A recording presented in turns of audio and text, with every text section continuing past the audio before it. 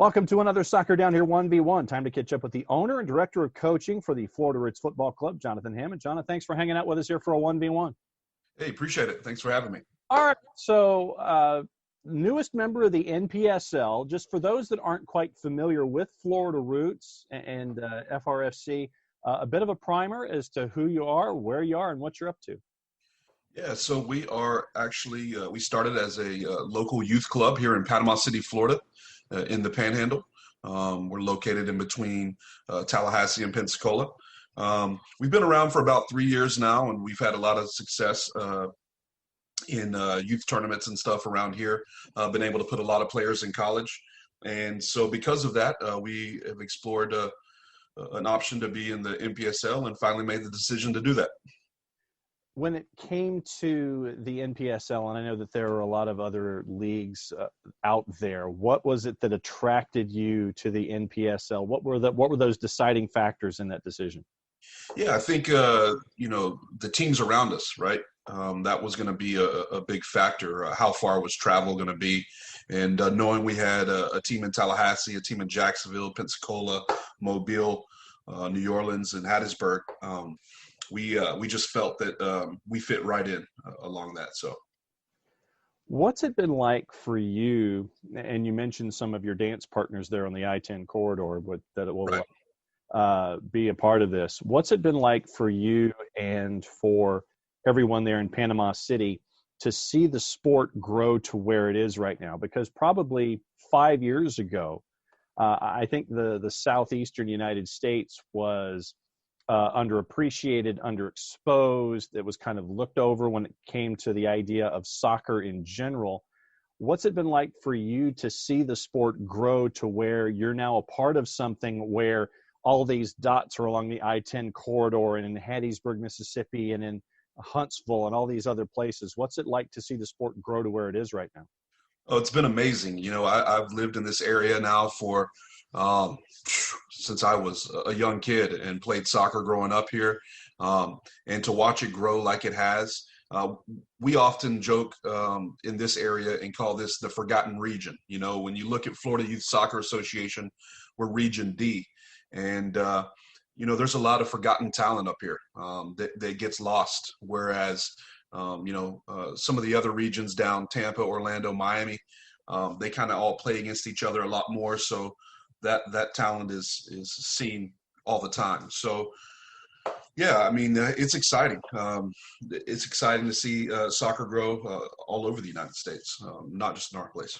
What are your expectations for your first season in the NPSL? Obviously, you mentioned Tallahassee, you mentioned Pensacola, you mentioned AFC Mobile. Hattiesburg is coming online. We've talked to them in the past on the network. What's your expectation level for that first season in the NPSL when it does come to the fore? Well, I think it's going to be exciting for us. I believe there will probably be kind of like a learning curve for us to kind of see where that talent is and make some adjustments after the first season. But, we're just excited to get out there and be a part of it, to be honest. When it comes to the particular kind of individual that you want to be a part of Florida Roots, I know that you want them to be a good steward of the football club, both on and off the pitch. What kind of individuals are you looking to bring in to be a part of the future? Yeah, for us, so we kind of have a unique kind of business plan and mission for our area. We want to have our team be 80% local players from the Panhandle. That's kind of what we're looking to do.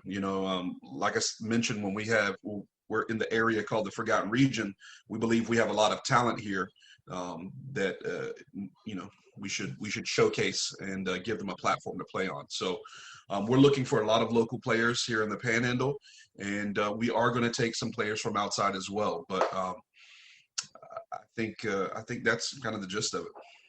When it comes to Panama City and the Panhandle, really the Gulf region's been kind of hit by a bit of a bunch of different things all at once. There's been the hurricanes and the tropical storms that have come and have damaged Panama City, and I know that Panama City is still trying to dig itself out of that and get back on its financial and economic and emotional footing. And now you have the era that we're in right now with COVID-19. How much of a struggle has it been from your perspective there on the Gulf Coast, really not just on the pitch with players, with personnel, but how much of a challenge has it been for you as an owner in this current environment? It's been very tough.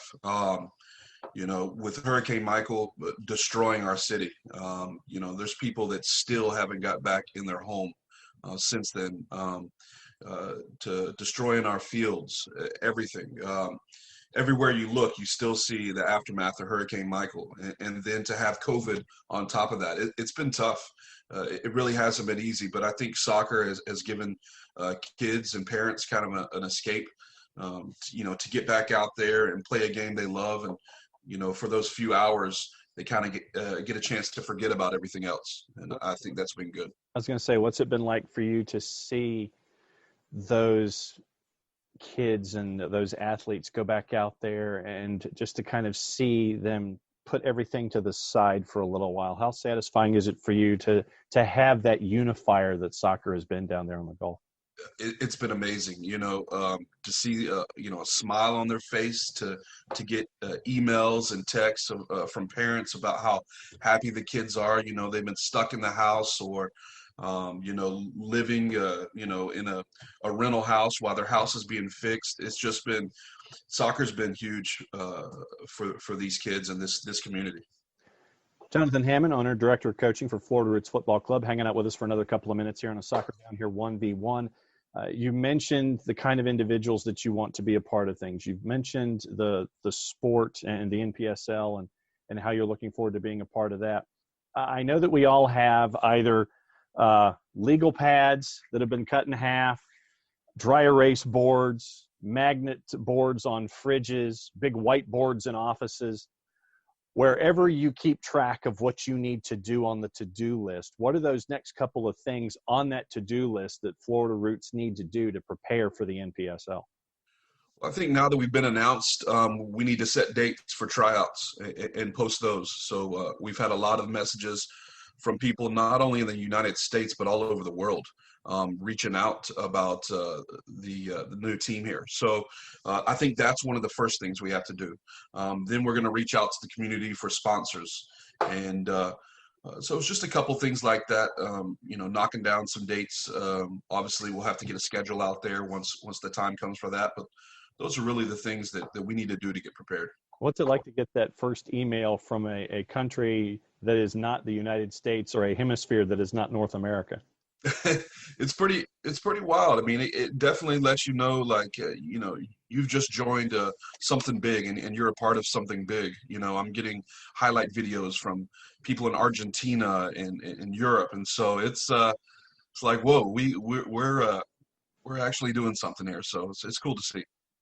What kind of, when people think about Florida Roots Futbol Club and they're seeing you on the pitch in the NPSL, what kind of style, what kind of presentation are you looking for when that starting 11 gets out there? What kind of visual, I guess, are you looking for?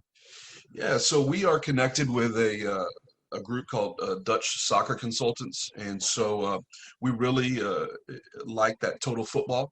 The exciting, attacking football. I think is what what we teach in our youth program, but also what we're looking to show on the pitch as well. So I think that's what I'd want people to know or see for us. All right. So then in your office or in your bedroom growing up, who were the posters on the wall that influenced you when it comes to soccer? Well, for me, it was more Brazil. That's when I graduated high school, I went over to Brazil to play. And so for me, it was Ronaldo, number 9 from Brazil. He was obviously one of my favorites. Rivaldo was another one. I was really drawn to the Brazilian players and their style and their flair. So then when you look at the Total Football versus Brazil, what's it like to have those ideas come from the wall and be from a different representation out there on the pitch? Yeah, it's definitely different. For me, over time, growing in soccer and studying the game, I think there's some similarities in the styles, and you know, it's kind of definitely come full circle. You know, my one of my best friends has now joined the club from Brazil, who I played with, and he's teaching the same style as well. So it's going to be interesting to see that mix.